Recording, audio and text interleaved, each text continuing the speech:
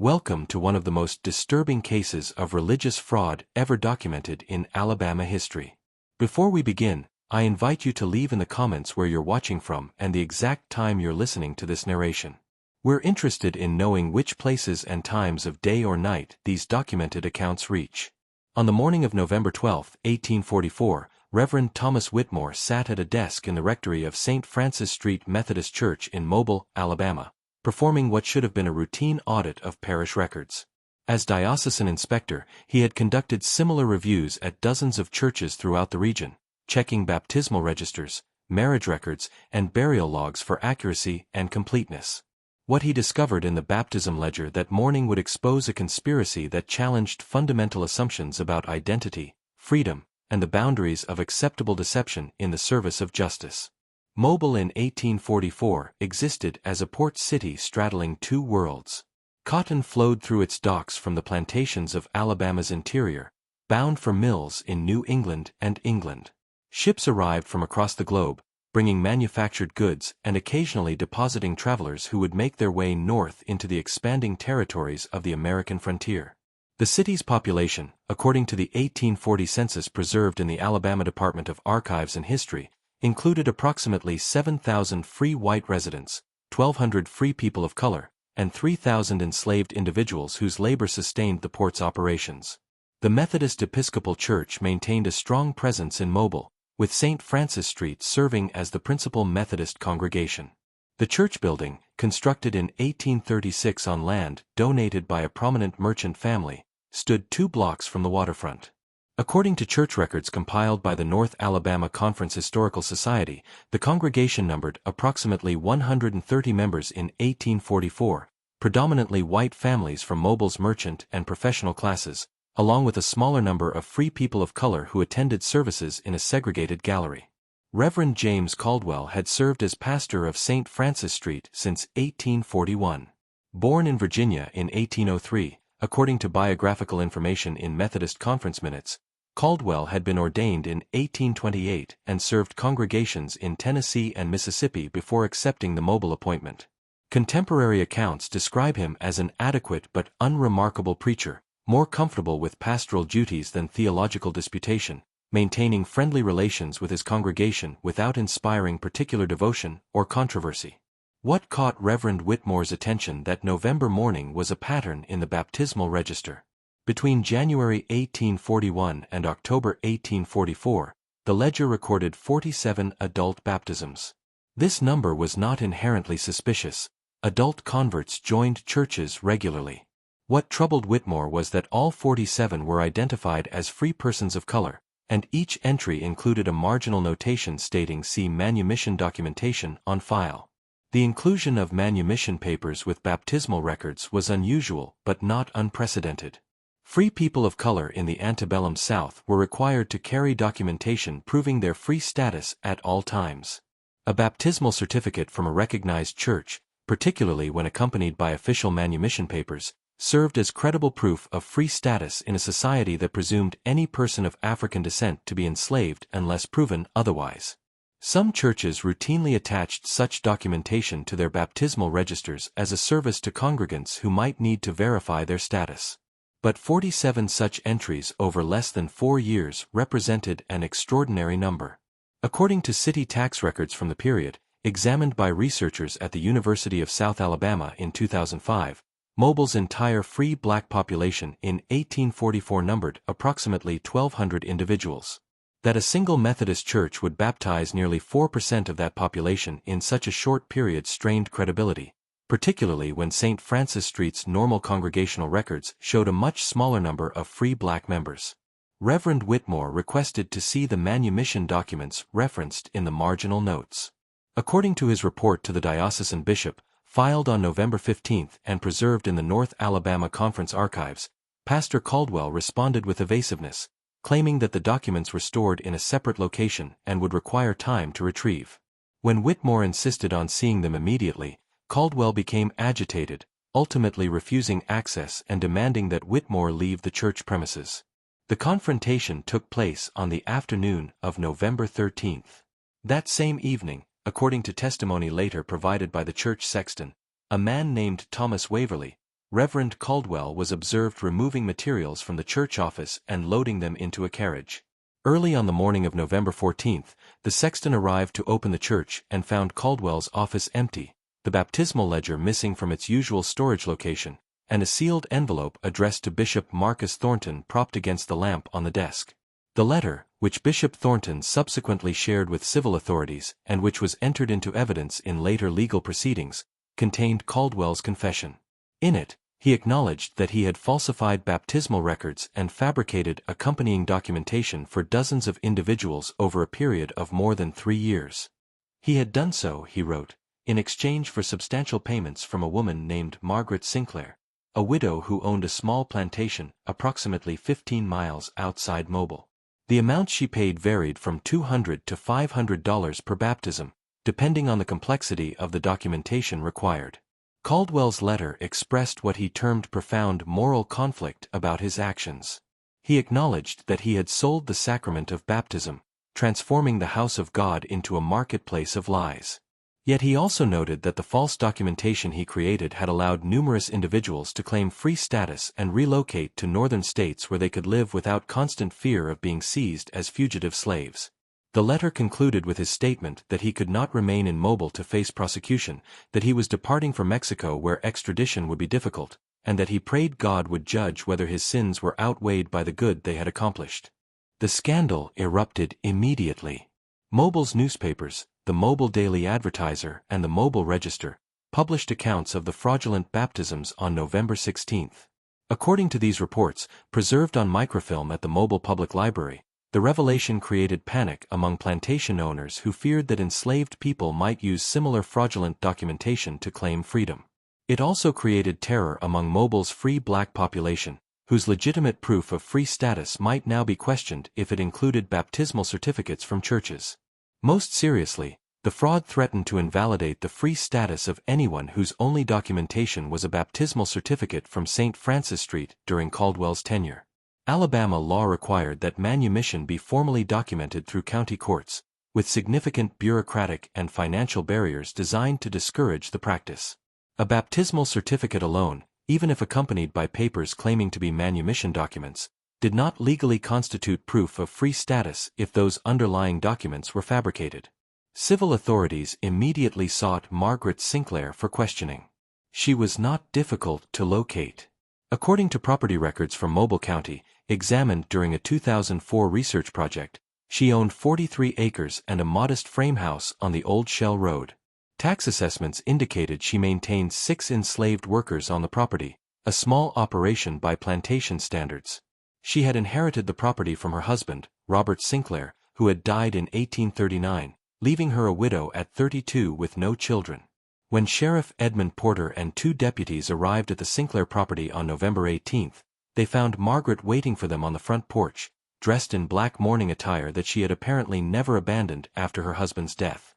According to Sheriff Porter's report, filed with the county and preserved in Mobile County Law Enforcement Archives, she invited them inside without hesitation, offered them coffee, and answered their questions with complete frankness.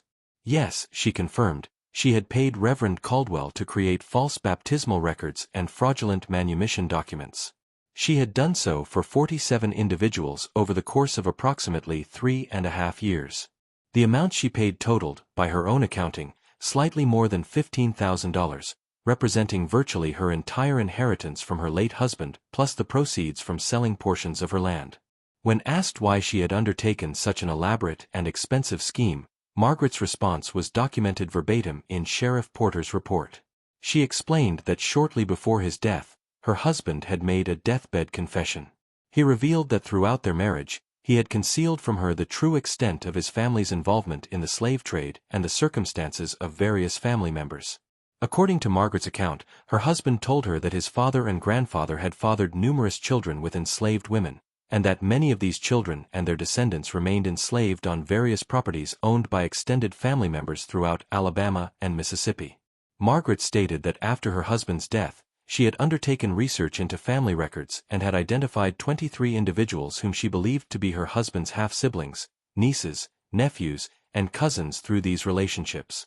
All were enslaved on properties she had no legal claim to and therefore could not simply free through conventional manumission, even if she had wanted to bear the legal and financial costs. Her solution was to create fraudulent free papers that would allow these relatives to claim free status and relocate to northern states. The baptismal certificates from a recognized church, combined with documents that appeared to be official manumission papers, would provide sufficient credibility for them to travel without being stopped and returned as fugitive slaves. Reverend Caldwell had agreed to participate in the scheme in exchange for payments that would allow him to retire comfortably. The confession was remarkable for its detail and its complete lack of remorse. When Sheriff Porter asked if she understood that her actions were illegal and had endangered numerous people whose freedom might now be challenged, Margaret reportedly replied that she understood perfectly and that if the law preferred to keep innocent people in bondage rather than recognize documentation that served the cause of justice, then the law itself was damned. She was arrested and charged with conspiracy to commit fraud, forgery of legal documents, and attempting to deprive legitimate owners of their property. The trial, held in January 1845, attracted significant attention. According to accounts in the Mobile Register, the courtroom was packed with observers representing both those who viewed Margaret as a criminal undermining social order and those who saw her as a heroine willing to sacrifice her fortune and freedom to liberate family members. The prosecution argued that Margaret's actions, regardless of her motivations, had created legal chaos and threatened the fundamental property rights upon which Alabama's economy depended. The defense, such as it was, consisted primarily of Margaret's own testimony about her moral obligations to family members who shared her blood but not her freedom. She made no legal argument that would justify her actions, offering only the statement that she had acted according to her conscience and would accept whatever judgment the court imposed. The jury deliberated for less than 2 hours before returning a guilty verdict on all charges. Judge William Fairfax, in pronouncing sentence, acknowledged the unusual nature of the case. According to the court transcript, he stated that while he could not condone Margaret's actions, he recognized that she had acted from familial duty rather than criminal intent. He sentenced her to 5 years' imprisonment, but recommended to the governor that clemency be considered given the circumstances. Margaret Sinclair served only 18 months before her health failed. She died in the Mobile County Jail on April 22, 1847, at 40 years of age. The cause of death recorded by the jail physician was consumption, though witnesses described a woman who seemed to have lost the will to continue living. She was buried in an unmarked grave in the pauper section of Magnolia Cemetery, her estate having been exhausted by legal costs and the restitution she was ordered to pay to plantation owners who claimed their property had been fraudulently represented as free. The fate of the 47 individuals whose freedom rested on fraudulent documentation varied. Some were tracked down by authorities and returned to slavery when their papers were revealed as forgeries. Others disappeared, presumably having fled further north or to Canada where they would be beyond the reach of slave catchers. A few remained in Mobile, their status ambiguous but unmolested, existing in a legal gray area where authorities chose not to investigate too closely. Reverend James Caldwell was never apprehended. Shipping manifests examined by historians suggest he may have traveled from Mobile to Veracruz in late November 1844, but his trail disappears after that. No record of his death has ever been located. The original baptismal ledger he took when he fled was presumed lost. For more than 160 years, the story of Margaret Sinclair and the fraudulent baptisms remained a footnote in Mobile's history, occasionally referenced in scholarly works about antebellum religious institutions or legal complications surrounding free black status, but largely forgotten by the broader public. The true scope of what Margaret had accomplished, and the identities of those she had tried to help, remained unclear. Then, in August 2008, construction workers preparing to build a housing development on what had once been the Sinclair property made an unexpected discovery. Ground-penetrating radar revealed anomalies in an area beyond the main house site. Excavation revealed a cemetery containing 23 graves, all unmarked except for rough fieldstones at head and foot. The location of the cemetery, not in the family burial plot but in what would have been the quarters area, suggested these were not white family members. Forensic archaeologists from the University of South Alabama, working with biological anthropologists and DNA specialists, examined the remains. According to their published report in 2010, all 23 individuals showed genetic markers consistent with African ancestry. More significantly, when DNA samples were compared with samples voluntarily provided by living Sinclair family descendants, The results indicated familial relationships. These were indeed relatives of the Sinclair family line, children and grandchildren of unions between Sinclair men and enslaved women. The discovery prompted renewed investigation into Margaret's story. In 2013, a researcher examining records of the Tennessee Conference of the Methodist Church discovered a collection of letters that had been donated by a descendant of Bishop Marcus Thornton. Among these was correspondence from Margaret Sinclair to the bishop, written in 1846 while she was imprisoned, providing additional details about her scheme and her motivations. In these letters, Margaret identified by name several of the individuals for whom she had arranged false documentation. She provided details about where they had gone and what had become of them as far as she knew. Most importantly, she explained that the 23 people buried on her property were those she had not been able to help, either because they died before she could arrange their escape or because the scheme was discovered before she could complete documentation for them. She had given them Christian burials on her property, she wrote, because they were family and deserved that dignity even if the law did not recognize their claim to it. The letters revealed a woman consumed by guilt over the circumstances of her husband's family and driven by a sense of moral obligation that superseded legal considerations. She had spent her entire inheritance creating freedom papers for people she had never met but whose blood she shared.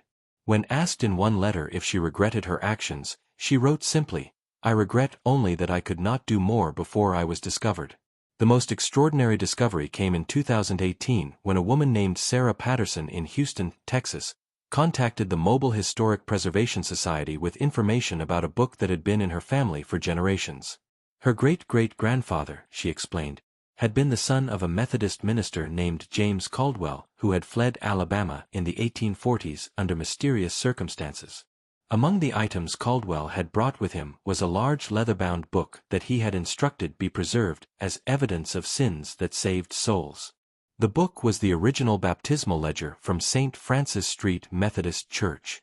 All 47 fraudulent entries were intact, along with marginal notes in Caldwell's handwriting indicating the true names of many individuals alongside the false names used in the official records. Caldwell had apparently kept the ledger as both evidence and memorial, unable to either destroy it or reveal it during his lifetime. Historical researchers working with genealogists analyzed the 47 names and attempted to trace what had become of these individuals. Using census records, church documents, and genealogical databases, they were able to identify 31 individuals who appeared in subsequent records as free residents of northern states. Their records showed them living in Pennsylvania, Ohio, Massachusetts, and Michigan, working as laborers, domestic servants, and skilled tradesmen, raising families, and dying as free people rather than as enslaved property. The success rate was remarkable. While not all 47 escaped successfully, the majority did. Margaret's scheme, despite its illegal foundation, had functioned as intended for most of those it was designed to help. The false baptisms and forged documents had provided sufficient credibility to allow people to claim free status and establish themselves in communities where their documentation would not be closely scrutinized. In 2019, descendants of 3 individuals named in the ledger came forward with family histories that confirmed they were descended from people who had fled Alabama in the 1840s using fraudulent free papers. DNA testing confirmed genetic relationships with the Sinclair family line, validating Margaret's claim that these were indeed relatives she had tried to help. The original baptismal ledger is now housed at the History Museum of Mobile, displayed in a climate-controlled case as part of an exhibit on the complexities of antebellum religious institutions and resistance to slavery. The ledger lies open to a page showing several of the fraudulent entries, the elegant handwriting recording lies that created freedom. Museum staff and visitors report unusual phenomena associated with the ledger. Multiple individuals have described experiencing sudden warmth in their hands when touching the glass case, as if the book itself were radiating heat despite being at room temperature. More strikingly, some visitors report hearing whispers when standing near the display, multiple voices speaking softly but urgently in what seems to be a chorus of names. Dr. Jennifer Morrison, the museum's curator, acknowledged these reports in a 2021 interview but noted that no recording equipment has captured any unusual sounds. "Whatever visitors are experiencing," she stated, "it doesn't register on our devices. But I don't dismiss their experiences. That book represents something profound, lies written in holy records that nevertheless told a deeper truth about human dignity and family obligation. If people sense something powerful when they encounter it, I understand why. The story of Margaret Sinclair and Reverend Caldwell forces uncomfortable questions about law, morality, and the nature of deception. They committed fraud, created false documents, and undermined legal systems designed to maintain social order. Yet their fraud served to liberate rather than oppress, to reunite families rather than separate them, and to create freedom where law insisted on bondage. There are no simple heroes in this story. Caldwell sold sacraments for profit, violating his ordination vows and betraying his congregation's trust, even if the outcome was liberation rather than exploitation. Margaret spent a fortune she might have used in countless other ways, choosing to help strangers who happened to share blood with her husband's family. Her choice was admirable but also highlighted the bitter irony that family connection mattered to her when it crossed racial lines only after her husband's death, only after the revelation forced her to confront what her husband's family had done. And the 47 whose names appear in the fraudulent baptismal records remain the most ambiguous figures of all. 31 apparently succeeded in claiming freedom and building lives in the North. 16 either failed or were recaptured or chose paths that left no trace in historical records. Each had to live with false documentation, with assumed identities, with the knowledge that discovery could mean return to bondage. They built lives on foundations of lies, yet those lies were perhaps more true than the legal fictions that insisted they were property rather than persons. The 23 buried on the Sinclair property, those whom Margaret could not save, rest now with markers bearing their names, identified through genealogical research and DNA analysis. Their graves are maintained by the Mobile Historic Preservation Society, visited by descendants who have reconnected with this branch of their family history. They represent the cost of waiting too long, of Margaret's scheme being discovered before she could complete her work. In the quiet corners of Mobile, where antebellum buildings still stand and history feels less distant than in cities that have completely transformed, the story of the fraudulent baptisms persists. It challenges the comfortable narrative that resistance to slavery was always noble and that law always served justice. It reminds us that sometimes the most moral action is the illegal one, that sometimes saving souls requires damning paperwork, and that freedom purchased with lies may be more genuine than bondage maintained by law. And on certain days, when visitors to the History Museum stand before that opened ledger with its 47 entries written in careful script, they might feel that sudden warmth, might hear those whispered voices speaking names, might sense the presence of those whose freedom was written in ink that the law called fraudulent but that history recognizes as true in every way that matters.